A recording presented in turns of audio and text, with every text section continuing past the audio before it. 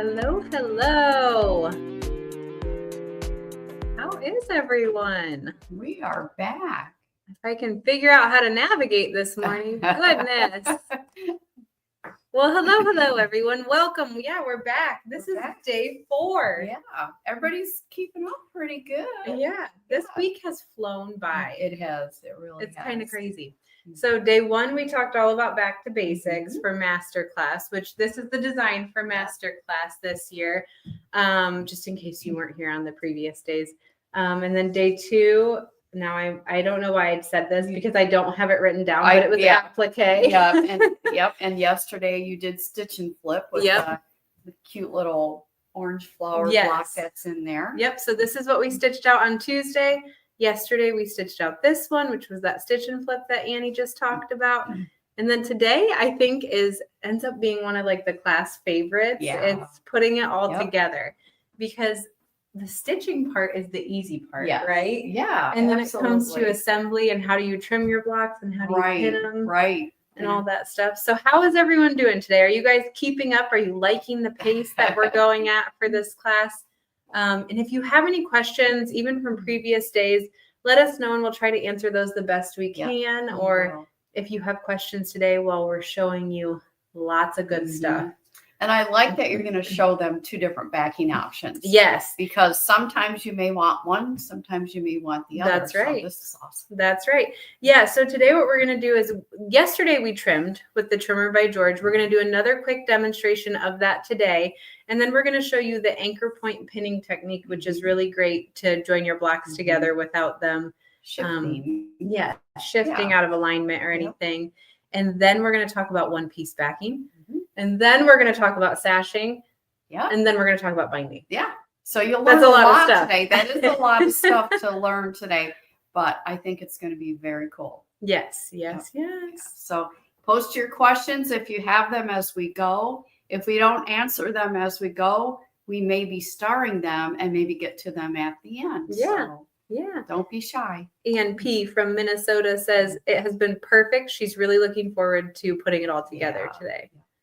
And then Sharon says, it has been so much fun seeing the different colored flowers that are being used. That's right, Sharon. Yeah. Sharon's talking about our Facebook VIP group that a lot of you were posting pictures of your flower blocks or your finished wall hangings all together. I know a couple of you have already finished and your leaves, and it's really cute. Yeah. I think someone used different colored flowers for every block. I thought that was really fun. It gave it a whole different vibe or something. It did. Completely different than the sample behind us. It sure did. It was cute. Okay. Well, without further ado, let's jump into trimming. All right. So let me get this put up over here. You're stepping back. You must want me to trim. I'm going to step back and let you do this. Okay. I'll trim. Aubrey's looking at me. I just glanced up. Okay. Sure. Oh, Aubrey wants to come say hi to everyone. Okay, so trimming. We did this yesterday, and we'll do this. We're going to do a quick demonstration of it today as well, though. So this is the block that we stitched out on Tuesday. It's our leaf block, and then you can see I have my trimmed flower block right here. So the easy part, you guys saw how easy this was to stitch out the blocks and the hoop. But now what you need to do is you need to remove that bulk right up to the seam allowance, because this block in particular is going to have a block joined. Let's say it's going to have a block joined on these 3 sides, right? And then up here, we'll say that it's going to have binding sewn to it. So on the 3 sides that will have the blocks sewn to them, we want to eliminate all of that bulk from our seams. So how we're going to do that is we're going to use our trimmer by George. So the acrylic ruler with the crimped metal edge. And this metal edge is great because what you do is you're going to shimmy it underneath the fabric on the top of the block and then lay it flat. So what it's doing is it's protecting your block right here. Make sure none of your fabric is peeking out, and then just do a little gentle tug on your battleizer. Get that metal edge nice and close to your basting stitches. And then use a 60 millimeter rotary cutter to trim away your battleizer. And we say 60 millimeter, and it even says right here on the trimmer, because you have a little extra height from that metal edge. And if you're not using a 60, you might be able to do it, but you're probably cutting at an angle, which means you're more likely to trim into your block, which is not fun. You don't want to do that. Okay, we're going to do those other two sides. So kind of stand it on that metal edge, shimmy it underneath that fabric, do a little gentle tug on that battleizer. I've got no fabric peeking out. We'll trim that away. One more side. And again, Annie did a great, I would say more thorough demonstration of this yesterday too. But we do a lot of demonstrations with this. So has anyone that's watching right now never used the trimmer by George? Do you have any questions while I'm doing this? Let us know in the comments. I will say that. Good morning, Maggie. Maggie has used the trimmer before. Yes, I know she has. Dee says that the flowers remind her of bachelor buttons and they come in all different colors. And she's right, they do. Cute. Okay, so here I've got it all trimmed. I removed all of that bulk from where my seams will be. Now all I need to do is trim the fabric on the front of my block. So I'm just going to flip this over and use it, just the acrylic ruler side of it. And I'm going to trim 1/4 inch from the basting stitch. Now remember, this is still up here because this is the side that we're going to say has binding sewn to it. Sarah, I noticed that you're doing that binding side last. I will tell you that I purposely always do the binding side first because I'll start doing all those And sides just trim it away. and I'll just There keep you going. go. There you go. Okay, so now that we're on our binding side right here, we have all of our other sides trimmed up nicely. So the binding side, really, really easy. You're just going to trim 1/4 inch from the basting stitch through all of your layers. And by the way, you trim your blocks using the trimmer by George in the same technique, whether or not you've added your backing fabric in the hoop. So that does not change how you're going to use your trimmer. So you can still see my bindings right there, or my battleizer is right here because I'm going to have binding stitched to that side is what we're saying for this demonstration. So Esther says that if you use the trimmer and clear thread, it's hard to see that 1/4 inch mark on the ruler. And we touched on this a little bit yesterday. Get a friction pen or some type of water soluble pen that you can mark just in a couple places on that basting stitch, and that'll help you be able to see that. And I know you, Annie, before now. And that really applies if you have like a white background like this. Yes, if you have a darker colored background, it's obviously a lot easier to see. Even an off-white or a cream background, it's easier to see. But we've got the stark white fabric right now, so I get that. But sometimes you've had an easier time if you flip it over and you check from the basting stitch on the back side when you're trimming. So that could be another option for you as well. And if I was going to mark it, like with a friction pen or water soluble pen, I would probably mark it, the basting stitches on the back, especially if you have white fabric, just in case it doesn't come completely out. Yeah. Those are good tips. Okay. So we got any questions on trimming? I don't see any. I see lots of, I love the trimmer by George. The trimmer makes trimming blocks so easy. How long is the trimmer and does it come in a different length? No, it's a one size trimmer. One size. So it's about 12.5 inches long. So 12.5 inches in length. And I think it's about 4.5 inches wide. And I'll be honest, I grab this. This is my go-to even when I'm cutting like yardage of fabric. I most often grab this over anything. It's just always in reach and it's easy to use. It's handy. Yes. Okay. So now we're going to move on to pinning. So we're going to use what we call the anchor point pinning technique. And this, we often get the question, can I use like the clips? I can't, I have the actual name is escaping, like the binding clips, I think, instead of pinning. I personally wouldn't do that just because I think your blocks are more likely to shift a little bit. It's not going to hold it quite as secure and it's going to be a little bit harder to get them to line up really well. But I also think a lot of this part is kind of a personal preference thing. If you've done that for a long time and it works well for you, then that's fine. But we're going to show you our anchor point pinning technique. our goal when we sew these two blocks together. You get in here and show them how. No, You know how to do this. Okay. Well, I just wanted to mention the clips versus the pins. Our goal is to get this basting stitch, and Sarah has it stitched in green so you could see it. And the next basting stitch on the other block, that's where you're going to sew. So you want to make sure that when you pin this, that they are pinned in that exact spot right on those basting stitches. And sometimes if you use the clip, it may not work. The clips are probably a little bit better if you're aligning like the edge of your fabric. I need a green background, colored background. Like in traditional quilt making, you're going to align the fabric. But here what we're going to align is we are going to align these basting stitches. So the anchor point pin technique, you're going to grab a pin and you're going to find the very corner of the basting stitch on this block, and then find on the opposite block, find the corner of that basting stitch. And you just have the pin like that. And we're just going to pin it like this. And you can see we're not going to bring it back through. We're just going to, that's our anchor. That's our anchor pin. I'm going to do also the same thing over here in this corner. You can check on the front sometimes if you want, and then do the same thing in the other corner. So here's our anchor pins. We do not have them going back through the fabric just yet. Now we're going to take a second pin, and this pin we're going to pin through the seam allowance on the fabric.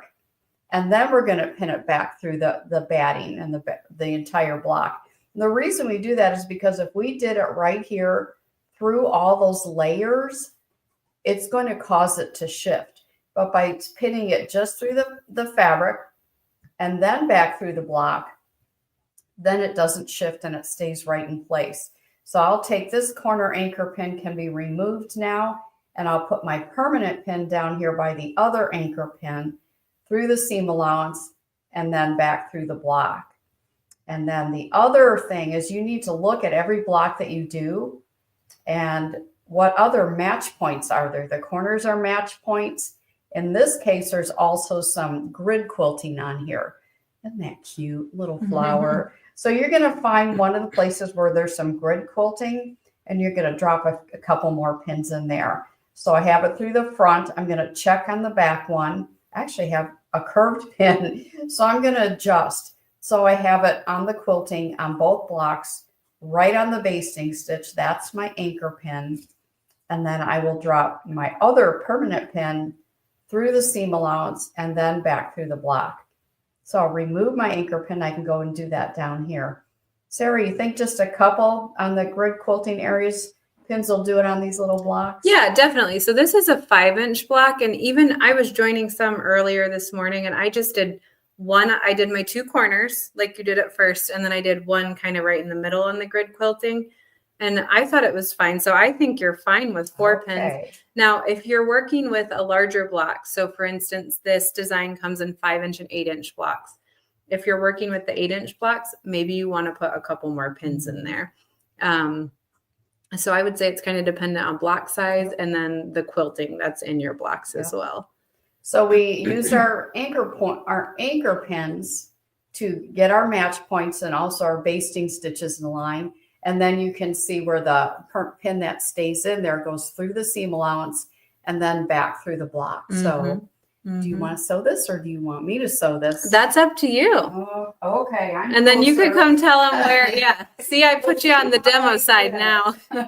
Gail said until she learned this technique, she couldn't get blocks from any company to line up. Oh, it really is a great technique because your blocks just don't shift when you're pinning them, which is typically what's happening if your blocks, now I won't say it's always what's happening, but oftentimes it's what's happening if your blocks aren't lining up.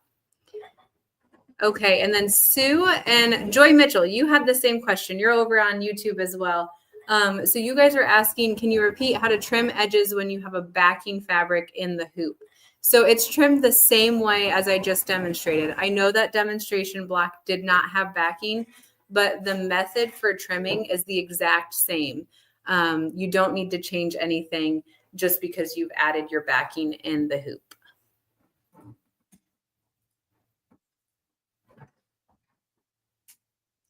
Okay, so here it is.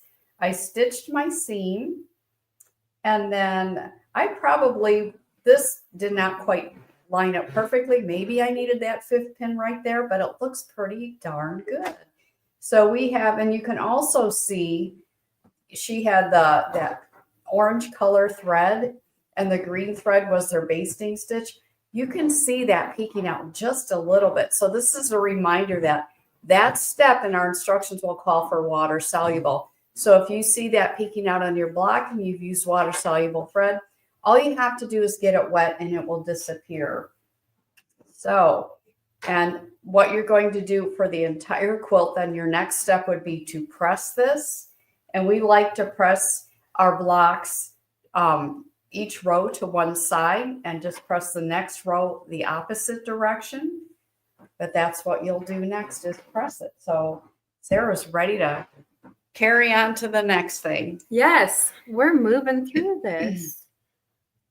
I'm just reading comments before I get started. Joni looks like she uses pins and clips. Nice little combo. That's awesome. That's awesome. So these 2 blocks that we just stitched together, we trimmed them, pinned them, joined them. We did all that. Now we need to add backing because we didn't add it in the hoop. So this is going to be our demonstration for what we call a 1-piece backing. And we talked a little bit about your backing options on Tuesday when we stitched out our leaf applique block. But now we're really going to demonstrate how to add that backing on there. So you can see I've got my blocks joined together and I've got my backing fabric already cut to size.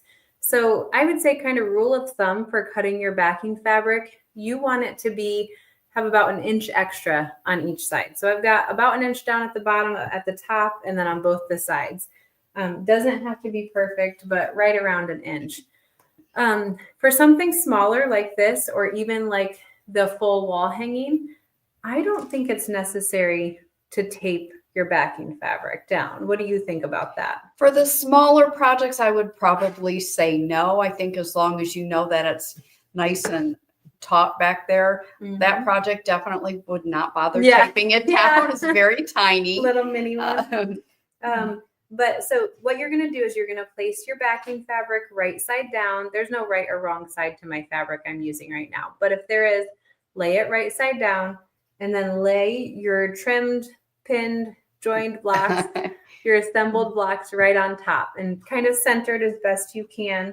Obviously your blocks are right side up, and then you just need to pin. You're going to pin avoiding your seams though. You don't want to pin across your seams because we're going to be stitching right there. So I normally just put 1 pin in each block. Is that about what you do? Yep, I do too. Usually try and, like you said, get it in the center if you can. Now that flower block that you're pinning now, I see you're pinning just a little off the center because it's just move it again. Yeah, it's just got a little bit of a layer to it, extra layer. But yeah, I try and aim for pinning in the center of the block if I can. I'm pinning down into my, come on. Need better pins? No, these are fine. It's just, okay. When you do things and people are watching, sometimes it takes you a second. Okay, so I've got my 2 pins in. Obviously, if you're working with the full wall hanging, you want more than 2 pins. You want to put about 1 in each block, like we said. Diana on YouTube says, do you spray baste for larger items? You can. Absolutely, you can do that. I'm trying to think of some brands, like there's the Sulky KK2000 brand, and that is great for sewing. It doesn't gum up your needle or anything. So if you guys have a basting spray that you like to use that doesn't gum up your needle, let us know what that is. Okay, I'm going to head over to the machine now. And what I'm going to do, I'm just going to do 1 step at a time, and then I'll come back and kind of show you guys. The first step I'm going to do is, and you're going to have more seams to do this in, to stitch in the ditch with your wall hanging. I've just got the one right here. So just on my 1 seam, I can't think of the word. Serpentine? Yes, I'm going to use a serpentine stitch to attach these 2 together, to assemble these. When you have more seams, I would recommend starting with kind of your center seam and then step by step kind of working your way out. So don't start on one and then move to another. I would kind of start with that center and then work your way out one seam at a time. So let me go get that serpentine stitch on. So she's using a serpentine stitch. If you wanted to, you could use a straight stitch and just lengthen a little bit to like 2.8, 2.9. And you could do a stitch in the ditch. So you could stitch right the seam if you choose to. But I will tell you though, that if you're going to use, wool in your block, the serpentine stitch helps those blocks lay nice and flat. So kind of keep that in mind too. What's nice about the serpentine stitch is that it blends right in with your quilting. Yes, it does. Can't even hardly see it. And I used a white thread in my needle and a white thread in my bobbin for this, by the way, so you can definitely see it on the back. However, if I were making the full wall hanging, I would recommend using monopoly thread in both the needle and the bobbin. So it's a clear and visible thread. It blends in even better, especially on the back. If you don't want to use it in your bobbin, then you could use a thread that matches your backing fabric in your bobbin. I like to use it in both because I find that if your tension's not perfect or right, sometimes it pulls the bobbin to the top. And using like a green in the bobbin and having that white background, you might see it in a few I've had that places. happen to me, and that's when I decided that it's better to use it in both places. Yes. Okay, so now that we did that, the next step is to baste around the edges of our quilt. So I'm going to go do that. I'll just do it on a couple edges. So I'm just going to use kind of an elongated straight line stitch, and I'm going to baste around those edges real quick. So if you have any questions about what we talked about so far or anything from the last few days, let us know. We'd be happy to answer them. That's why we're here.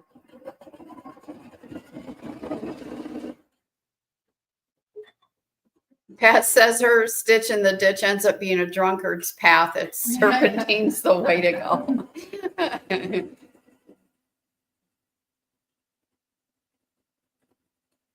Okay, Melissa has a question. She says, being new, are you using a sewing foot or embroidery foot?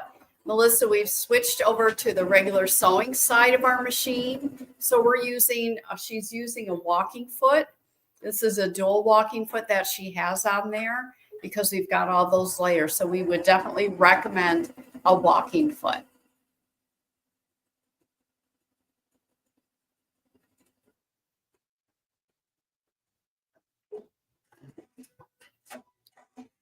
And Melissa also asked, how do you do the serpentine stitch? The serpentine stitch is a decorative stitch on your machine. Sarah, I don't know if you could show that close on the back, but it's just a decorative stitch on your machine, and that's kind of what it looks like. So take a look on your machine. You may have a similar stitch to that. So that might be something to look for on your machine. And yeah, Kim, you do have to try that pinning technique. It's wonderful. Yes. And then Anne, okay. Sorry, different one. We were looking at two different people. It was Diane. There's another one from an Anne, but we'll get to that in a second. Diane said, do you use water-soluble thread for stitching around the edges of the quilt? I don't. So what do you use? And then I'll tell you what I use. Well, since this part is your monopoly, and we just finished that, and the next step would be basting around the edge. I just do it with the monopoly. I do too. Okay, all right. I didn't think you were going to say that. So I'm going to remove my pins now. So yeah, you just keep the monopoly in there. If you don't want to use the monopoly for whatever reason, then I would just use a neutral colored thread for those steps. You don't need to use water soluble. Terry says, can you explain again what order you would stitch in the ditch for the full wall hanging? Like so starting. I would start. Let me bring you up here. Okay, thank you. Okay. So I would start with one of your more center seams. So there's no true center seam on this one. I would start with maybe this seam and stitch in the ditch with your serpentine across here, Then I would move to the other more center seam. And then last I would do, the outermost seams. I guess I was just saying I wouldn't start up here and work my way down. I just like to start in the center and work my way out in both directions. And another thing to say too is start here and end there. And then, like Sarah mentioned, come back here. Don't start here and go this way. It could take your backing fabric and do a little pulling. Get a little ripple in that. Yeah. So if you're going to start on this side and end here, do that all the way through for all those rows that you're doing that. See, that's why you're here, because I'll forget to tell them some of those things, but you don't. Between your pregnancy brain and mine, we need all the help we can get. Let's see, what else have we got? The serpentine stitch, again, I see another question. That is just kind of this wavy stitch right here. It's likely built into your sewing machine. So just an option to. Okay, I'm going to move on. If you want to pin some questions, if you see any more. Okay, so hopefully I'm catching them all. Yeah, so I basted around the edges. The questions are coming in so fast. I'm clicking on them and they're moving. Yeah, that happens. So I basted around it. We did our serpentine stitch, which is kind of that wavy stitch in our seams. And then we basted around the edges. Now we just want to trim our backing fabric even with the edges of our blocks.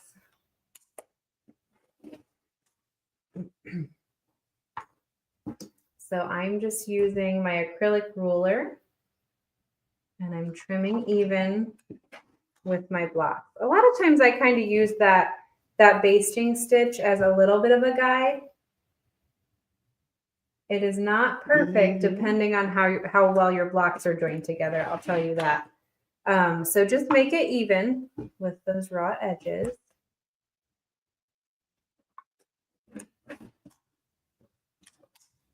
And then at this point, you're almost done with this. All you need to do with this now is add your binding and you're done. Yep. So this is your one-piece backing. And it's a cute little flower. It is a cute little flower. Really fun. Okay, should we answer questions or? Yeah, I only start a couple and hope if I don't catch them all, then we're always here and you can always contact us for answers. Let me just put Sandy's up there. If you are putting together all the blocks on the backing, would you serpentine each row of blocks or each individual block? Do you want me to? I'm not quite sure I 100% understand what Sandy's asking. I think what Sandy is asking, and Sandy, let us know if I'm not interpreting your question correctly, is are you going to do the serpentine around each block or each row? I'm going to bring this up. Okay. And maybe we can talk about this again if you want to show them back here. Okay. So I'm understanding this as she's got everything put together. It's layered. And you're asking, should I go around the block? Okay, got it. So I would work in rows, not block by block. You're just going to work in rows, right? You're going to finish each of your rows on the wall hanging. Then you're going to turn it and you're going to do the same thing with the columns, the other set of rows. And by the time you're done, they'll all still have that serpentine stitch around them. Okay, let's see what the other question was. And Marion had a question. It was regarding doing the grid for edge to edge. When did Linda do? Linda last week did a demonstration on how to mark your grid.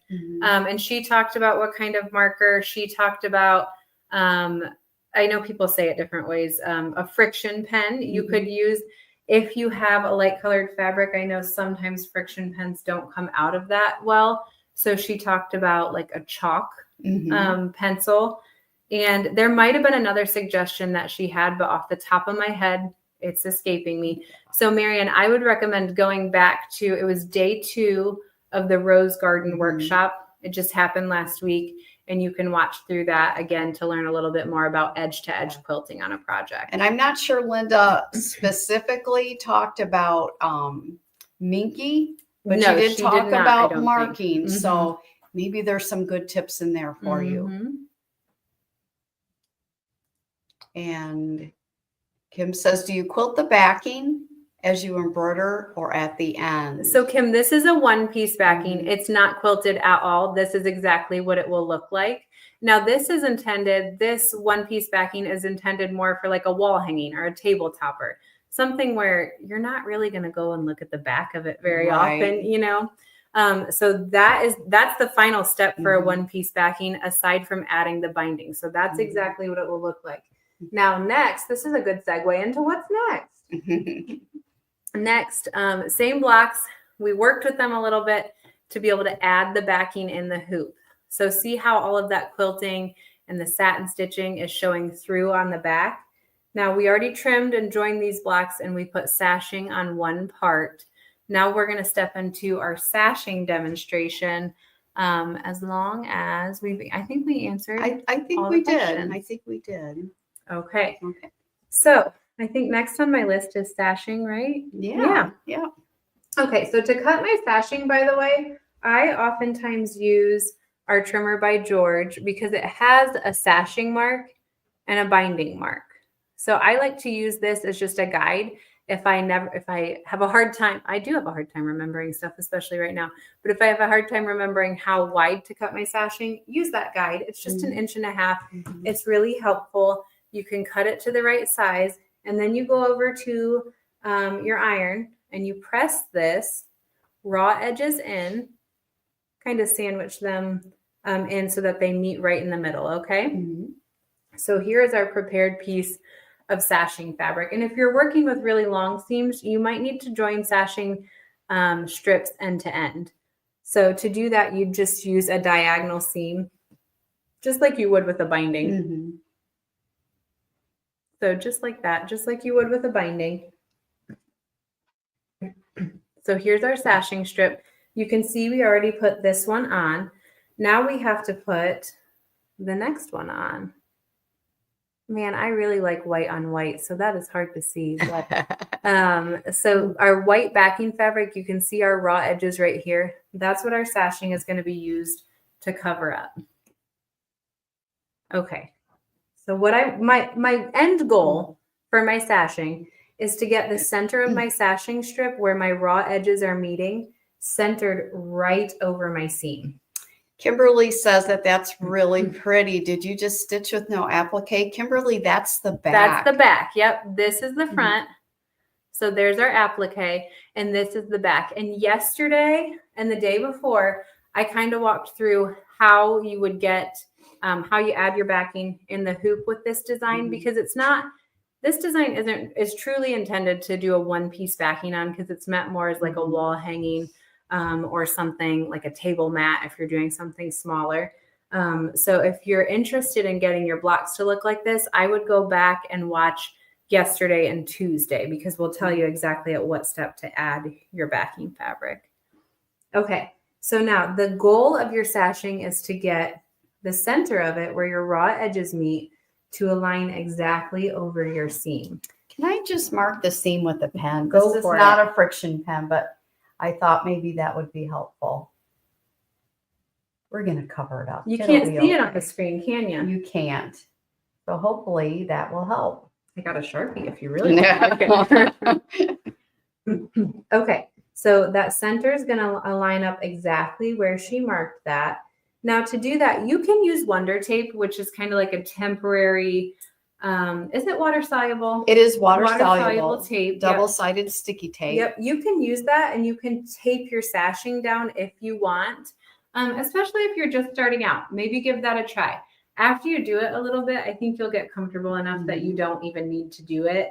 And if you're really comfortable with sewing it on your machine with that serpentine stitch, I would just try it without it personally. It just becomes, once you do it and you get it, you're going to say the Wonder Tape is great for learning, but it does become a little bit more cumbersome. And you're like, just throw it on there and begin stitching. It sure does. It sure does. So what I'm going to do when I go over to my machine, I kind of like to lay my sashing kind of down over my seam like it is and then fold it back. And then I'm going to make sure it's lined up exactly where I want it. I'll lay it flat. And then this one, because we're going to have binding on all sides, I'm going to start stitching with my serpentine stitch on one side, kind of right at the edge, right in that seam allowance. And I'm going to stitch with my serpentine stitch down one edge. I'll stitch a little. I'm then going to fold my sashing back. I'm going to make sure that the center of my sashing still lines up really nice with my seam. I'll lay a little bit down, stitch a little, fold it back, and just repeat this process until you get all the way to the other end. And you just overlap and go right over the top of That's the right. intersecting sashing. That's right. Okay, I'm going to go get my sashing started. I'll do, I'm just going to do a little bit and then I'll come back. And if we have any questions, we'll answer those and then we'll finish this up. I think while you sew, I'm going to answer Donna's question. She says, and this is very nice compliment. It's Sarah. It says, your back is so clean. No bird's nest. Do you turn off the cutting of the threads? And the answer is, Donna, yes. When on our designs, when you get to the point, if you're doing the backing in the hoop, after the backing has been stitched down with water soluble thread, all the next steps, every one of them, you're going to have your needle, you're going to have your thread cutter off, and you're going to bring your matching bobbin thread to the top of the block before you begin stitching. And by doing that, that's what makes your back look so nice and clean. And your back looks almost as good as your front. So hopefully that helps. And then another question from Kate's Crafts. This is, why not pin it? You're going to find you really don't need to pin it. It's just so easy. She's already done with one side of it. Mm-hmm. And I think you'll find that there's really no pins needed. Yeah, I don't think you need to pin it too if you could hear my machine while Annie was talking, it would kind of go and then you'd hear it stop. Mm-hmm. And then I'm stitching a little more and then stopping. And that's because I'm stitching a little bit, I'm stopping, and I stitch a little bit, stop. What I'm doing when I'm stopping, because I only stitch down to here, is I'm pulling my sashing back. Mm-hmm. And then I'm kind of making sure that the center of this is still right where I want it to be. And you might need to readjust a little bit sometimes. Mm-hmm. And I'm just stitching a little, pulling it back, stitching a little, pulling it back, just to make sure I'm nice and lined up. And then after you get this first side completely done, you just go back and you finish it on the second side, which always goes faster. Yes, it does. Because it's already aligned. It's already lined up. You just have to tack it down. Any questions we should answer while this is here? I'll get to the question. You want me to finish Well, this? Yep, go ahead and finish that, and I'll get to Terry's question. She says, as a newbie, I'm not sure how to get the bobbin thread to the top. How was that done? Terry, what you'll do is you'll hold on to your needle thread, and you'll do a needle up, and then a needle down, and then a needle up. You may have a button on your machine to push for that, or you can turn your hand wheel so it goes all the way down, and then the needle comes up again. And when the needle comes up, your bobbin thread is going to be there too. And just hold on to those threads and hit the start button, and that's how you do it. Let's see if we have any more questions.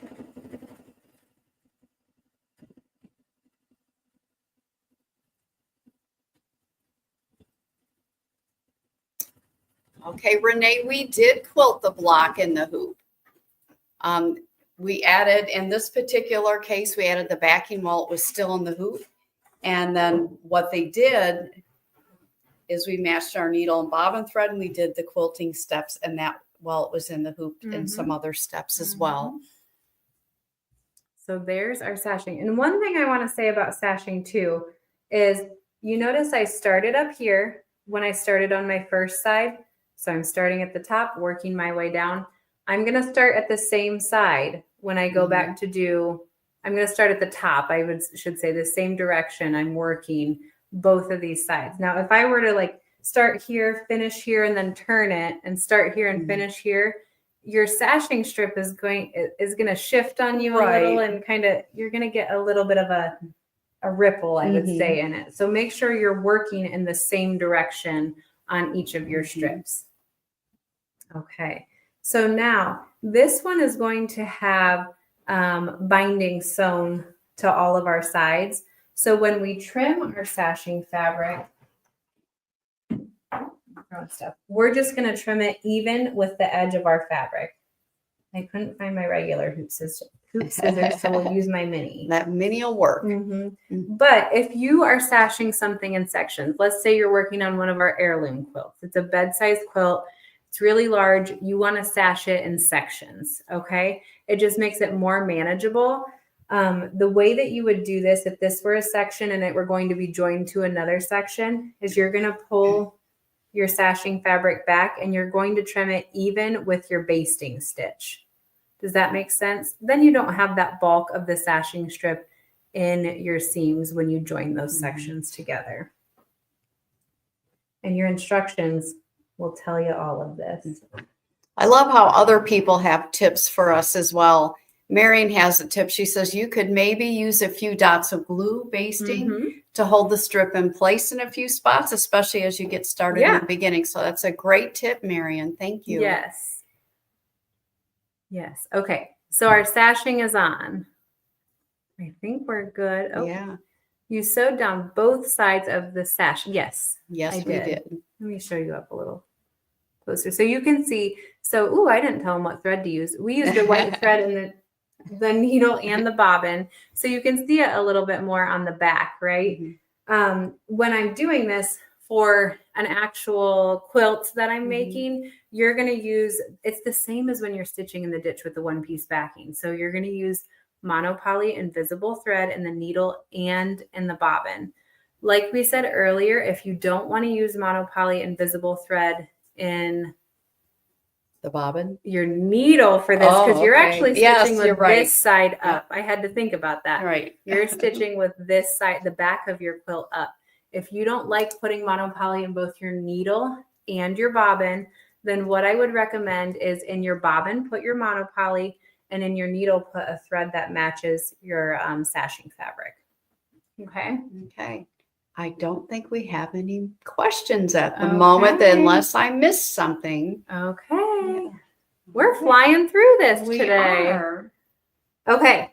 So someone, I don't remember who it was, but someone during workshop week for Masterclass said, "Can you cover binding?" And I said, "Sure." And binding is an intimidating tutorial for me to do, so bear with me, folks. I'm glad you're doing it. I think binding has a lot of like personal preference caveats to it, like what width you cut it, whether you start on the front or the back. Right. Everybody's kind of has their own way of doing it. So bear in mind that this is how Sarah does it. Yeah. That's probably how I do it too. Okay. So again, on your trimmer by George, there is a binding marking. So you can cut your binding to 2.5 if you're using your marking. Now, this is where the personal preference caveats come in, right? Because I would say 2.5 works really well if you are hand sewing your binding. So Annie, I think you add your binding to the front of your quilt or wall hanging, and you like to hand sew on the back. It just, it's just relaxing for me. And I'll just take it home and put the binding on at home. Nothing relaxing about hand sewing for me. Hand is a 4-letter word for Sarah. Yes, it is. You don't want me to hand sew things. They don't stay where they should. I'm not good at it. And I know that. And that's okay. It was Pamela. Oh, Pamela. Okay. So she's to blame. Okay. So, and this is what we were talking about. So width of binding. So Annie probably cuts hers to 2.5 because she's adding it to the front of her wall hanging, and then she's bringing it around to the back and hand stitching. I also add my binding to the front, but I like to finish it on the machine. So I find that 2.25 works a little bit better when you're finishing it on the machine. So again, this is kind of just a personal preference thing. You might need to try both to find out what you prefer and what works best for you. So this is cut to 2.25. And again, I like to start on the front and bring mine around to the back. I know that there are some people that like to put it on the back and bring it around to the front and finish it. I think that's if you're finishing it on the machine. I'm not one of those people. So, but I think the technique is the same, right? It's the same regardless of what side you're adding it to at first. So just keep these things in mind as we get started on this. So what I'm going to do first is I cut my binding strip and I pressed it in half raw edges are together on this side. So when I add this to here, my raw edges are going to essentially align with the raw edges of my wall hanging. I also will say I like to put my machine on the quarter inch setting and use my 1/4 inch foot when I'm doing this. Yeah. I think that's really helpful too, because because I get a 1/4 inch for sure, and I get a straighter line. Right. So Diane said she puts her binding on the back and brings it around to the front and uses decorative stitches to sew it on. That's really cute, great way Diane. to do it. Yeah, there's That's lots really of creativity and stitches you can choose, which is wonderful. Yeah, so when I start my binding, I typically want to start stitching it on a block like on a something this size. I'm going to probably start attaching my binding over to one side a little bit. I don't want to start stitching here and go this way because I'm not going to have enough room left to join my ends together. So I'll probably start here and stitch this way, go up this side, and then I'm going to end leaving a bit of an opening. So this area is your opening. And this is so tiny, there's not a lot of room to leave a big opening. There is not. Nope. So when I start though, I want to leave a little tail of my binding. I like to leave like a 6 to 8 inch tail, maybe even a little more. The more room that you have to work with, the more you can kind of adjust, especially once you get to the end. So what I'm going to do is I'm going to go over to my machine. I'm going to put my 1/4 inch foot on, set up my machine to stitch at a 1/4 inch. And then I'm going to leave this tail and I'm going to start stitching right here. I'll go to this corner and then I'll come back and show you how to do this corner.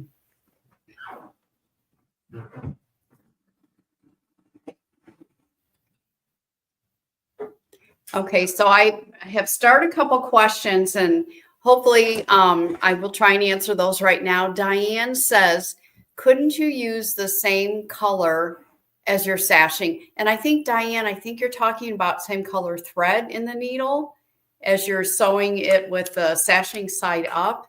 One of the things that could happen is if you don't have perfect tension when that happens, say like she had her green sashing, it's very possible that that green sashing, that the green thread would have shown through on the front. And that's why we like to use the monopoly in the needle as well as in the binding, or as well as in the bobbin. I can't talk today.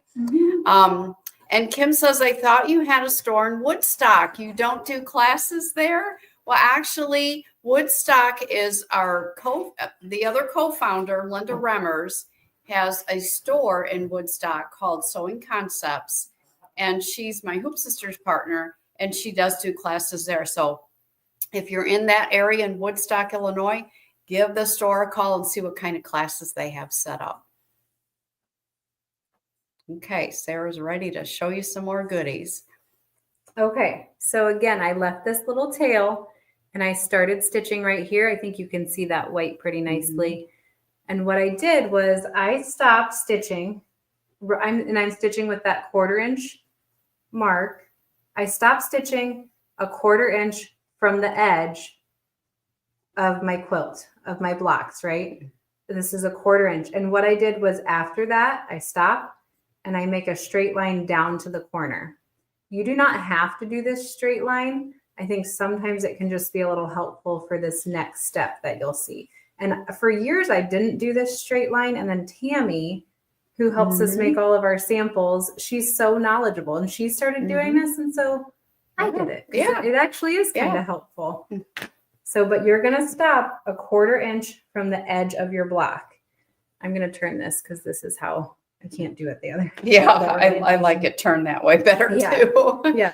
So now what I'm going to do with this to get a nice corner right here is I'm going to take this piece and I'm going to fold it this way. I'm just going to pull this piece over this way. I essentially want the raw edges of my binding to be in the same line in the same plane as the raw edges of the next side that I'm going to sew. So see how this is nice and straight? And what this is going to do is give me a nice 45-degree angle right here. Then I'm going to take my binding fabric and I'm going to fold it back over. Renee asks, would you use clear monopoly thread for doing the binding? She's using white thread right now. However, you would probably match your thread to your binding. Yeah. Yes. Okay. So now I've folded it back over And now I'm keeping the raw edges of my binding even with the raw edges of my blocks right there. And I also have this folded edge. Hopefully you guys can see this okay. This folded edge is even with this side. So I don't want to fold it and have it doing that. I don't want to have it all the way in here. I want to keep it even with that edge. So the folded edge even with the part you already sewed, and the raw edges even on the side that you're about to sew. Yes. Yep. So now I'm going to head back over to my machine and I'm going to start stitching a 1/4 inch in. Okay. I'm not going to start at, well, I take that back. I did used to start a 1/4 inch in. You can start stitching this right at the very edge, still using that 1/4 inch seam. And we're going to stitch along the length of this side. Okay.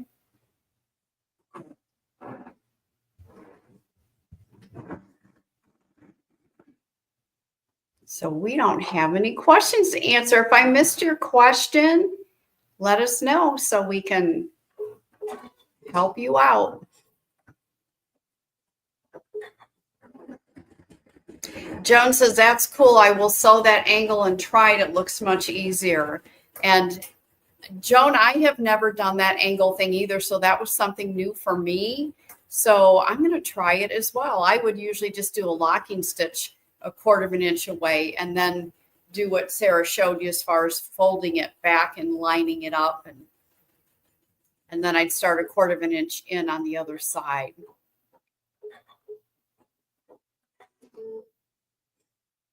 Okay. Wenda wants us to explain the line again. So when Sarah comes back, we'll definitely do that. Okay. So I think you're talking about this angle right here, Wenda. Yep. This angle right here. So this is just kind of a nice guide for when you are folding this back. It just kind of, I think, is a little helpful with that. I don't think that it's necessary. If you've done this for a long time and you just stop right in at 1/4 inch, I don't think it's necessary, but it's just a nice guide for folding this part back. If you don't have that there, it will tend to maybe not be even. I'm going to line this up with the lines. But it could possibly, if those little stitches weren't there, you maybe kind of go off a little bit. But those stitches definitely help keep it all lined up. Yes. And I probably did a stitch too far on here. I would go back and take it out, but for demonstration purposes, I'm not going to right now. But so again, we stopped at 1/4 inch from the edge, and then we stitched that stitch on an angle right to the corner. Now I'm going to take my binding fabric, fold it over to the side. So I've got my nice 45-degree angle right there. And then I'm going to fold this back over. Bring it over on this side. It's plugged in on this side. I got it. Will it reach? Yes. Okay, good. We will make it reach. There we go. Okay. Okay, so we're going to fold this back over. And again, everything's going to stay nice and even. You don't want it to be too far in or out at all. You want it to be nice and even right there. Okay, and now I'm going to go back over to the machine. I'm going to start stitching using that 1/4 inch seam, and I'm going to stitch the length of this. I'm going to do the same thing on this corner, and I'm going to get this all the way around to this side, and then I'll show you something I did that I shouldn't have. Some of you might catch it already. Okay, Barb, I see your question. Barb's question, you can keep sewing, Sarah. Are you taking it off your machine for demo purposes, or do you always take it off and fold it? Demo purposes. Yep, I think she's doing it for demo purposes. She's got a nice big bed on the machine she's using, so it's just as easy to do it while it's sitting on the bed of your machine, and then you can turn your quilt and begin stitching on the other side. So hopefully that's helpful. Okay, and Sue, we will go ahead and show you a close-up. Actually, I may have one to show you. So let me do this. So Sue was wanting to see a close-up of the front where the serpentine was stitched between the individual blocks. So you can see it right there. Just so we didn't have to change thread and make things work more smoothly on the live, we used white thread. So you really blends right in with the white, and you can see the white on the back. But we recommend that you use monopoly invisible thread in the needle and also in the bobbin, because many blocks you may be going over different colors of fabric. And when you do that, it's hard to pick just one color of thread to use. And that's why we use the monopoly invisible thread.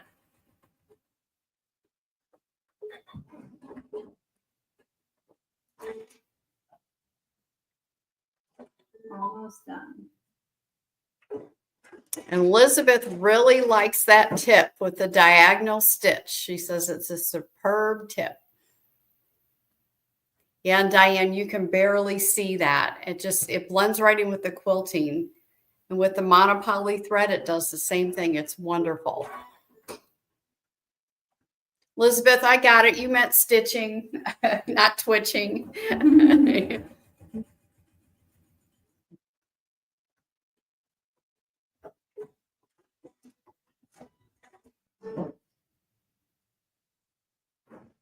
Okay, Sarah's just about got her all done. Okay. I'm going to go ahead and I'm going to trim off before we get started with this. I'm going to trim off some of this tail so that it's a little shorter, just because I don't need all this, obviously, to cover this length. So that's the only reason I'm trimming that off. Okay, so we've got it all on here. Now we get to the fun part. Now what do? I think this is probably the most difficult part for some people for binding. But I want to show you before we get started kind of how my corners will lay. So you can see perfect miter. That method with folding your strip of fabric back over and using that angle. Kim says she has taken classes with Linda and enjoyed it. She's a wonderful teacher. She is. Okay, so now here's the trick. I should have grabbed can you grab that sewing gauge that's over on my desk? Thank you.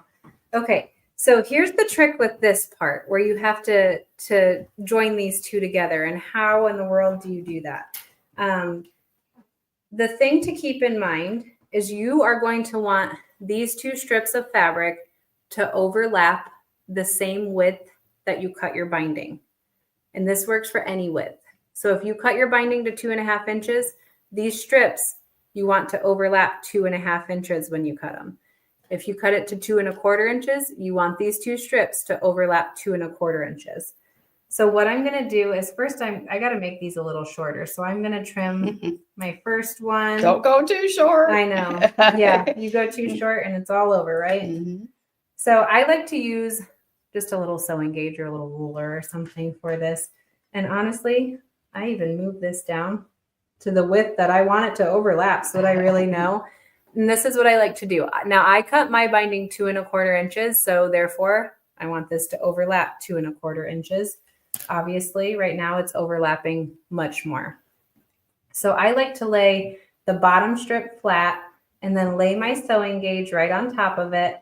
I've got my 2.25 marked, and then I just kind of lay my top one right on it, but it's kind of folded. See how I've got it folded backwards? Mm-hmm. And I just kind of work it until it aligns with that.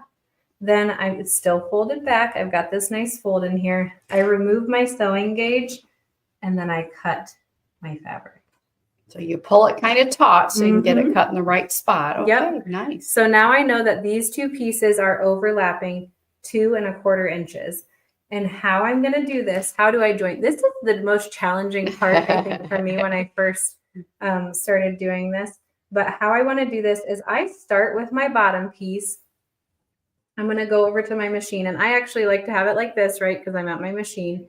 I start with my bottom piece and I'm going to open it up. And this is opened, by the way, so that the outer part of my binding is facing up right now. So this is the right side. Mm-hmm. Okay. Yep, this is the right side of my fabric. Thank you. Outer was probably confusing. Mm-hmm. So this is the right side of my bottom piece. Then I'm going to take the piece that was on top and I'm going to also open it up and take this right side of fabric and lay it down across this. And this is where sometimes you're going to have to, with something small like this, especially, I don't have a lot of room to work. So I'm probably going to have to fold it back right here.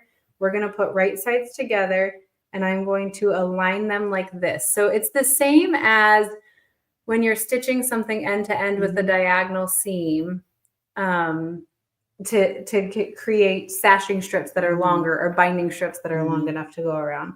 So these are right sides together. And now I'm going to go over to my machine and I am going to stitch from here to here. And to help me remember, I can even put a pin. I'm actually going to put it the diagonal of what I'm stitching just because I find it easier to take out. So one of the things that I read too when I first started doing this was when you're stitching that diagonal seam, if you're not sure exactly which way to stitch it, you want to stitch from the side that has the longer strip and the shorter piece. And see how this is your shorter piece that's kind of overlapping with your longer piece right here. So I want to stitch from these two sides. Hopefully that makes sense. As opposed to where I have a longer side right here and a longer side right here. I'm not stitching this way. And the great thing about this is as long as you leave this extra fabric and you don't trim it, if you stitch this wrong, you get a do-over. You get to try again. So I'm going to go stitch this real quick. And I just wanted to mention that Sarah said that her overlap is 2 1/4 inches. And that is because that is how wide she cut her binding.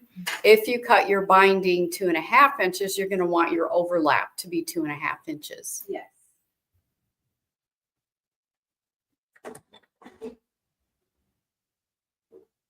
Okay, I'm going to scan and make sure I did not miss any questions.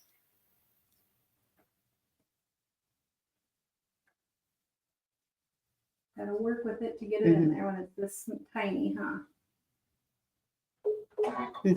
Carol says that she has problems with this. She sews the wrong way most of the time. Been there, done that, Carol.